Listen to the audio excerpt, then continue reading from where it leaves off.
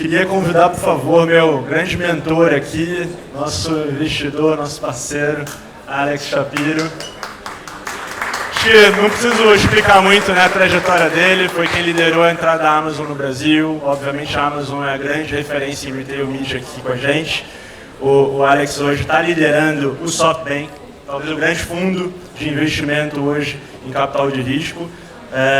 E a gente vai ter muito papo legal aqui para também compartilhar nessa jornada entre olhar o macro, como é que isso está sendo importante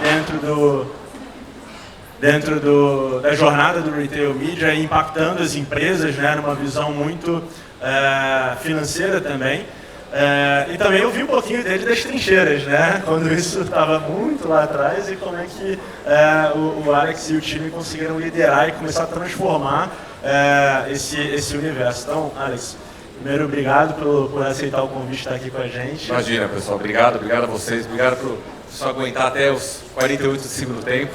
Valeu por todo mundo aí. Mas tu vê que a turma tá cheia e tem muita coisa que eles querem aprender com você aqui, cara. Não, acho que, na verdade, quiseram aprender com quem estava antes, né? Até eu fiquei lá vendo aqui, muito legal. Parabéns aí. Legal.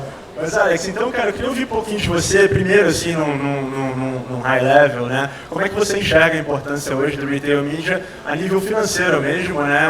Algo como a gente já viu aí, o próprio Meli colocando dentro das cartas dele de Investor Results, a importância disso pro resultado da companhia, né? A própria Amazon lá fora, isso é uma frente fundamental de rentabilidade. Então, como é que você hoje vê esse movimento acontecendo, que foi muito bem pavimentado pela Amazon lá fora, e um pouco da sua visão aí do que vem pela frente aqui dentro do Brasil também? Legal. Eu acho que a primeira coisa é que, eu não sei se isso acontece com muitos de vocês, mas geralmente tem uma pressão muito grande do CFO da empresa que fala o seguinte: precisamos melhorar o bottom line, né? Ou seja, é o famoso dinheiro direto na veia, né? E a primeira reação de muitas empresas de consumo, né, inclusive algumas que eu olho no portfólio, não, olha, temos a solução de todos os problemas, né? Mídia vai gerar entre 2, 3, 4% do GMV, né? Vamos lá, né? Quer dizer, acho que a primeira coisa, não sei se acontece com vocês, mas tem essa reação do management da empresa, né, do founder, do CFO, seja quem for, né? Temos que tomar um pouco de cuidado, porque é verdade que esse é um canal que melhora muito a rentabilidade, melhora muito o EBITDA da empresa, geração de caixa, mas eu sempre falo o seguinte: vamos fazer as coisas certas pelos caminhos certos. O que quer dizer isso? O fato de um lado, você querer melhorar resultado, não obrigatoriamente você tem que sair que nem um louco fazendo, né? Eu acho que tem uma questão muito sobre o return sobre investment, o retorno sobre investimento, mas mais do que isso, qualquer coisa que se desenvolva em relação à mídia, né, quando você é um varejista, ela tem que ser muito bem feita e muito cuidadosa, né? Eu lembro na época da Amazon, acho que tem gente talvez da Amazon representada aqui, que assim, sempre foi um dilema muito grande entre os sponsor links e efetivamente como é que você, né, toma cuidado de não começar a drivar um comportamento, né, ou no search, né, ou basicamente popular o real estate que você tem com algo que não obrigatoriamente o cliente está procurando, né? Então tem que ser muito cuidadoso e usar muito da tecnologia, né, para você poder mostrar o que você quer e converter vendas, porque no final do dia, né, quando você está do lado do anunciante, você é, sei lá, um CPG, né, ou qualquer outro ramo, o que você quer é converter vendas, certo? Ou você quer ter branding. Mas, né, tem uma tensão, né, quando você é o varejista, quando você é o canal, entre como fazer isso de uma maneira justa com quem está anunciando, mas de uma maneira justa com o consumidor final. E eu diria que essa tensão sempre vai existir. Eu acho que cabe a cada um de nós aqui como lidar com isso e às vezes fazer as perguntas certas para ver se a gente não está exagerando. Porque de um lado o CFO quer resultado, mas de outro a gente precisa gerar conversão, mas respeitar o consumidor final. Então eu acho que esse, na verdade, para mim é um dos grandes dilemas e que não tem solução e que a gente sempre vai ser puxado um pouco para um lado, um pouco para o outro. Bacana. Eu acho que o próprio Edu comentou isso um pouco mais cedo, né? A gente conseguir esse fine-tuning entre encontrar o que é o melhor produto para o consumidor e a gente conseguir também fazer um trabalho de otimização, de eficiência, de machine learning para entender o que impactar esse consumidor, no fim do dia a gente consegue unir todas as propostas e consegue destravar um potencial de quase 100% do inventariado sendo patrocinado, trazendo rentabilidade, né? Eu acho que esse é mas a gente tem muito chão a percorrer até lá. E aí entrando... Só fazer uma colocação, eu concordo com você, acho que grande parte disso é um trabalho que, né, só para dar um disclaimer aqui, né, eu sou investidor individual, não pelo SoftBank, né, na Newtail, e eu lembro que quando eles vieram, né, fazer o pitch, demorou mais ou menos uma meia hora para falar, eu preciso investir nessa empresa. Né? E eu acho que muito, né, não querendo fazer propaganda, mas já fazendo, né, porque eu sou parte... Né, eu tenho uma questão aqui, né, de ligação com eles, mas eu acho que esse ponto que você trouxe é muito importante, né, porque eu acho, o que eu vi muito acontecer, e eu tive essa experiência na Amazon, talvez aí até da minha facilidade, ou talvez do meu imediatismo de investir na Newtail, foi entender a paixão pela empresa, né, e usar dados para personalizar, né, a jornada do cliente. Porque no final do dia, né, voltando um pouco ao exemplo da Amazon, desculpa te cortar porque eu acho que é importante colocar isso aqui. Né, voltando um pouco ao exemplo da Amazon, o que eu aprendi, né, na minha vida pregressa, é que se você não personalizar ao máximo, você não tem uma relação com o cliente. Né? Ou seja, cada um de nós aqui, eu uso a Amazon, mas certamente Magazine Luiza e outras empresas que estão representadas aqui acontece a mesma coisa. Né? Cada um de nós vai ter uma experiência diferente quando a gente entrar quando a gente colocar o nosso login e estiver logado, né, e quanto mais a gente puder aprender, eu sei que isso aqui é meio óbvio, né, mas apesar de ser óbvio, é interessante que nem todas as empresas fazem isso, né, de usar a experiência do cliente. Você vê hoje cada vez mais o varejo, ele está se tornando um local, não um local de procura, né, mas um local de search. Né. Hoje, né, eu lembro na época da Amazon a importância do search, inclusive para advertising, né? Todos os algoritmos que você tinha para o search, não obrigatoriamente pela venda, né? Aliás, essa é uma coisa que nem todo varejista vê, mas grande parte da informação que a Amazon e muitos de vocês usam não é baseado nas vendas, né? Mas assim baseado no que a gente chama de glance view, né? Quando alguém está navegando e clicando. Por quê? Porque se você for olhar e tomar decisões baseadas em vendas, seja para advertising ou para qualquer outra coisa, você vai cometer um grande erro, porque se você tem um problema de stock out, se você tem um problema, né, você não vai capturar aquela informação se você não olhar a glance view. Então eu acho que toda essa questão de dados, né, eu acho que eu vi um pouco isso quando a gente falou alguns meses atrás, né, mais de um ano atrás, isso é muito importante, né, do ponto de vista técnico, do ponto de vista de decisão de dados para o futuro. Bom, fundamental isso, né? A gente conversa muito sobre dados, né? Eu e o Alex, e quanto que isso cada vez mais precisa estar extremamente cristalino nessa relação entre a indústria e o varejo. Né? A gente vem de um universo de varejo lá atrás, dos silos, a gente já comentou aqui, né, em que a gente faz ação, e aí, qual foi o resultado da ação? Aí tem que mandar um e-mail cobrando, aí aquele e-mail leva muito tempo para chegar, porque obviamente o comercial está resolvendo outras coisas.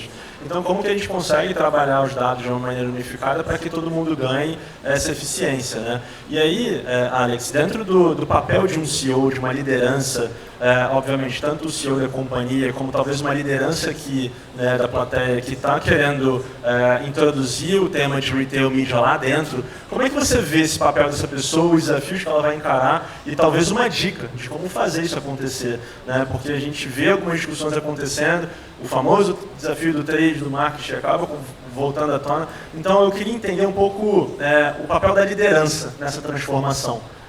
Eu estava conversando com a Cris e ela comentou isso muito claramente para mim. Um dos grandes ganhos para o Carrefour foi quando a liderança unificou essa visão de negócio, em que dados são fundamentais para qualquer tipo de relação. Não só, obviamente, no retail media, mas no dia a dia do comercial também. Então, como é que você vê aí o papel da liderança nessa transformação cultural dentro de empresas que, às vezes, vêm de momentos aí de anos e anos e anos fazendo a mesma coisa, e a gente sabe que o ser humano ele é um pouco avesso à mudança, né? Eu acho que a boa notícia é que o retail media é igual AI, é o tema da hora, né? Ou seja, você abre qualquer jornal brasileiro, ou americano, ou europeu, né, tem uma seção hoje que mostra muito do valor e da importância do retail media, que basicamente é um reflexo, né, do fim do duopólio, tripólio, ou seja, como a gente pode chamar, de 4 ou 5 empresas que até então dominavam a mídia digital, tá certo? Então, ou seja, até pouco tempo atrás, quem é anunciante aqui ainda é, né? Isso vai mudar com o tempo, era refém de Meta, Google, TikTok e talvez mais 2, 3 empresas. Então, eu acho que nesse ponto, você tem duas grandes mudanças, né? O fim desse duopólio, se é que eu posso chamar, uma importância muito grande, como eu disse antes, que as empresas começam a ver um resultado rápido no P&L, né, no bottom line, nos seus balanços, né, porque, quer queira ou não, eu lembro na época da Amazon, a gente projetava, a gente falava assim, give or take, mídia tem que gerar 2% direto no bottom line, tira custos, mas aí, quando você tem escala, o custo basicamente se dilui muito, né, net dá 1,8, 1,9, isso estou falando de alguns anos atrás, então isso tende a crescer. Então a gente tem uma vantagem hoje, que a mídia em si, né, quer dizer, quem lê todos os TechCrunch, Wall Street, etc., está lá. Né? Agora, dito isso, uma coisa é convencer a empresa a falar assim, ok, vamos fazer um plano, e como é que esse plano vai ser de conquista, mas eu acho que uma das coisas mais difíceis, e você falou bem, a empresa toda tem que ser envolvida. Por quê? Porque quando você vai fazer uma mudança, a grande mudança está na área de tecnologia. Tá certo? Ou seja, para você fazer retail media ser verdadeiro, né, aonde o retorno sobre o investimento é muito claro, tem grandes mudanças de tech, acho que vocês são um exemplo, né, do que surgiram, para que basicamente a alocação de capital, porque eu preciso fazer um investimento, né, ou seja, como todo CEO de empresa, né, a vida do CEO é o seguinte, capital allocation, né, quer dizer, alocação de capital e prioridades. Né, o CEO acorda e vai dormir, ou um líder, ou um founder, basicamente com essa coisa. Aonde que eu vou colocar dinheiro e cada um desses buckets que eu vou alocar dinheiro, o que isso vai me gerar de retorno de investimento e quais são os projetos que eu vou matar e quais são os projetos que eu vou colocar para frente. Né? Por isso que todo ano, muitos de nós aqui passam pelos planejamentos anuais, trianuais e assim por diante, porque essa é a nossa vida. E eu acho que dentro disso, né, um bom plano, mas um bom plano basicamente, principalmente com o time de tecnologia, porque às vezes você precisa de grandes mudanças dentro da empresa que vão impactar não só, né, o front-end, mas vão impactar muito o back-end. Né? Como você mesmo falou da crise do Carrefour. Né? Eu tenho a sorte de estar, acho que uma das coisas que eu me divirto muito é estar no conselho do Carrefour. Né? Acho fantástico. E eu vejo realmente a importância de retail media lá, né, das coisas, porque você começa a ter, por exemplo, né, a pessoa entra na loja, dá o CPF. Você tem que identificar aquela pessoa, né? A pessoa está caminhando pela loja física, você sabe que aquela pessoa está lá dentro. A pessoa foi para casa e comprou algo pela internet, né? Quer dizer, com a questão do omnichannel, você precisa taguear aquele consumidor, lógico, dentro do mundo digital é fácil, mas como é que você transpõe isso para o mundo físico? E quando você transpõe isso para o mundo físico, por exemplo, se alguém vai comprar no Rappi e efetivamente vai pedir algo no Rappi ou no Carrefour, como é que você transpõe isso também? Então, a questão de tecnologia ela é muito importante. Eu acho que, para mim, esse é um dos principais drivers de investimento para a gente ter sucesso nisso. Uma aula aqui. Eu acho que realmente esse caminho da tecnologia ele vem sendo imperativo, tanto é que tem muito, as consultorias trazem muito aquele, né, build, buy, partner, etc. Porque, sem dúvida nenhuma, acho que o grande desafio aqui no Brasil é que, pelo fato de ser algo novo, e também está lidando com varejos, óbvio, tem muitos varejos super estabelecidos, né, no caso da Magalu, do Meli aqui, da própria Amazon, a Via estava aí também, é possível ser feito internalizado isso. Mas a gente tem um Brasil plural de varejos, né, que tem uma relação muito próxima com as indústrias, existe um gancho, uma oportunidade dessa aproximação acontecer. Como que a gente lida, assim, a gente como indústria, a gente também como time de tecnologia, como é que você enxerga esse nosso papel para poder realmente democratizar o retail media? Diante de um cenário tão fragmentado, com informações ainda tão desconexas, como é que você vê a gente podendo se mobilizar para fazer essa transformação? Assim?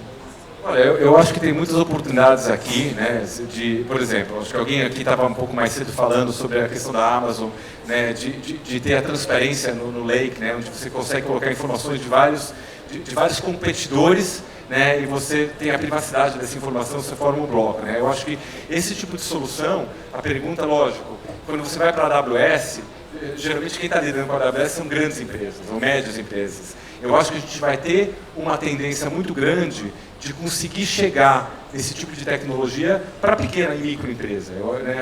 Eu do lado do SoftBank, uma das coisas que a gente tem investido muito, a gente acredita muito na tese de ERPs. A gente tem investimentos como Contabilizei, como OMI e etc., que são empresas que estão trazendo soluções que até pouco tempo eram soluções para grandes empresas, para pequenas e médias empresas. Então, eu acho que a tecnologia vai nos possibilitar muito, muito isso.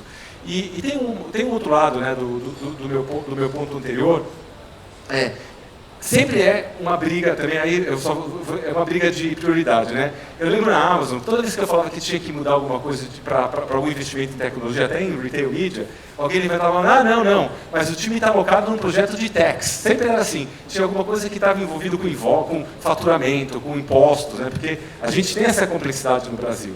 O Brasil, quer queira, quer não, dado nossa complexidade fiscal, né, grande parte da energia que deveria estar, por exemplo, sendo colocada em retail media e outras coisas, está sendo colocada em desenvolvimento de faturamento, porque abriu um novo warehouse numa outra cidade, e aí tem que ter, ou seja, a área de impostos e de tax e finanças acaba drivando muita energia. Então, voltando para a tua pergunta, eu acho que tem questões, né, de grupos se unirem, né, para basicamente terem soluções em comum, acho que é um.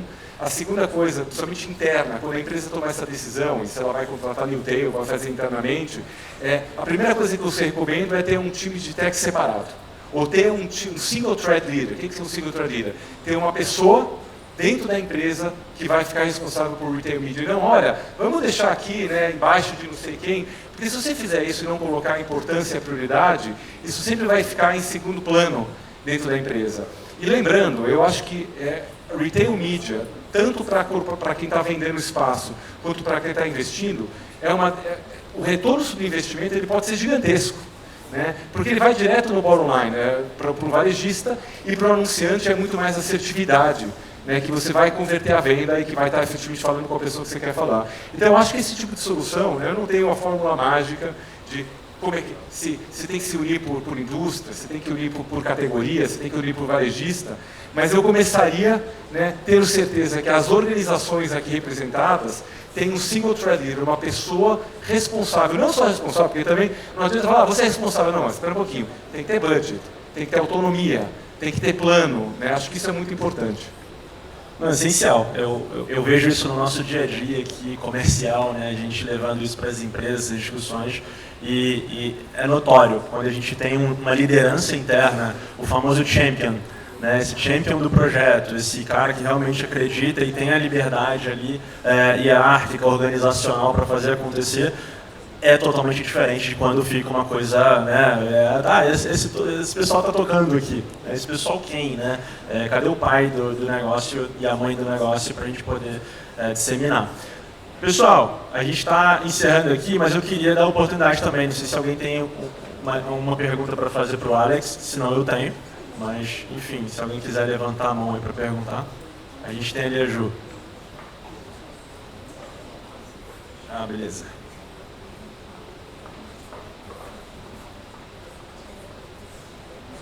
Oi, tudo bem? Sou Juliana. Deixa eu te fazer uma pergunta. Você está falando muito sobre investimento em tecnologia, e aí, uma vez que você está ali no conselho, na parte de investimento, na decisão ali da liderança, como é que ajuda essa quebra cultural das empresas? Porque além da tecnologia, tem uma questão também de abrir os dados, né? As empresas de varejo falam assim, eu tenho que abrir os dados, levar dados, não só dos clientes, como de venda, de faturamento, de informação para a indústria, que eu acho que hoje ainda é uma barreira também cultural, né, das empresas. Como é que quebrar isso? Como é que vai gerar esse desconforto, fazer eles mudarem de postura? Ótima pergunta. Bem, eu acho que assim, isso está mudando muito, né? Quer dizer, eu lembro que, se você voltar 10 anos atrás, todo mundo falava que dados era o novo oil, era o novo petróleo, né? Quer dizer, todo mundo falava, mas até então ninguém conseguia monetizar muito isso, né? Era muito mais uma narrativa do que efetivamente a verdade, né? E todo mundo trabalhava em silos, né, dentro dos seus dados. Logicamente criando algoritmos e soluções, etc. Eu acho que agora, pela primeira vez, até muito do que a gente está vendo na mídia, né, e a gente tem que tomar cuidado um pouco para separar o que é buzz do que é verdade, né, nessa questão de LLM, né, toda a parte de Large Language Models, de AI. Mas a única certeza que a gente tem hoje é que, do ponto de vista primeiro que AI não é nenhuma novidade, né? AI está aí desde 2000, da maneira como a gente conhece hoje, desde 2012, 2011, né? O que aconteceu agora foi uma mudança que extrapolou um pouco como cada um de nós a gente consegue ver. Dito isso, por que eu estou usando esse exemplo de AI? Porque eu acho que vai ter muitos modelos, exatamente na linha do que foi falado o pessoal citou um pouco da Amazon anteriormente, de criar data lakes, que parte dos dados você consegue privatizar, né? Quer dizer, você consegue dar privacidade para eles. Né? Ou seja, não obrigatoriamente você precisa saber que José ou Maria, com CPF XYZ, que mora, sei lá, em Belém do Pará, comprou ontem o liquidificador da Arma. Né? Mas há maneiras, né? Hoje a tecnologia já te possibilita isso, de pegar e criar um código para aquele cliente, e a partir daí você consegue, com uma base de dados, entender comportamento de cluster de cliente. E voltar nesses clusters para a pessoa de marketing e começar a entender, né, que modelagem isso pode cuspir. Então, o que eu estou falando, na verdade, já existe. E eu acho que precisa muito, talvez, de educar, né, o management das empresas, né, quem é o dono da empresa ou quem é o CEO da empresa.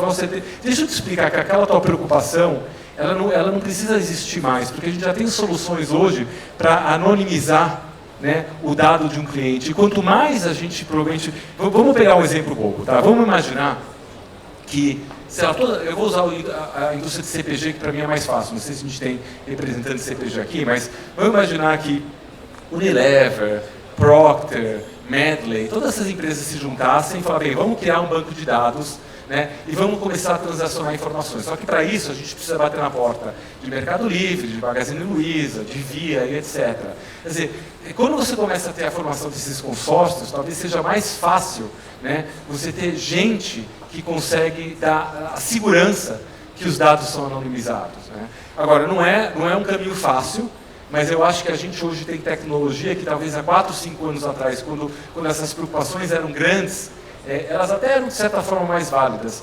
O problema hoje é que quem ficar para trás vai estar perdendo uma grande possibilidade de trazer 2, 3, 4 pontos a mais direto no bottom line. Né? Então, eu acho que é um conflito entre você provar que a tecnologia existe e implementar e mostrar resultado. Boa, bacana. Está encerrando aqui, né, mas talvez uma última pergunta. Não sei se alguém tem um ponto aí. Fala, Eric. Opa, Eric aqui. Vamos para casa sem essa dúvida de grana de mídia ou grana de budget.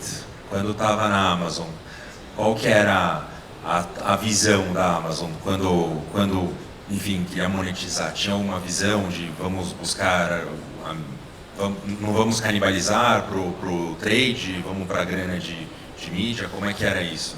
Porque foi a grande discussão aqui. Se a retail media tem que ser do fundo do bolso de trade ou do fundo de mídia.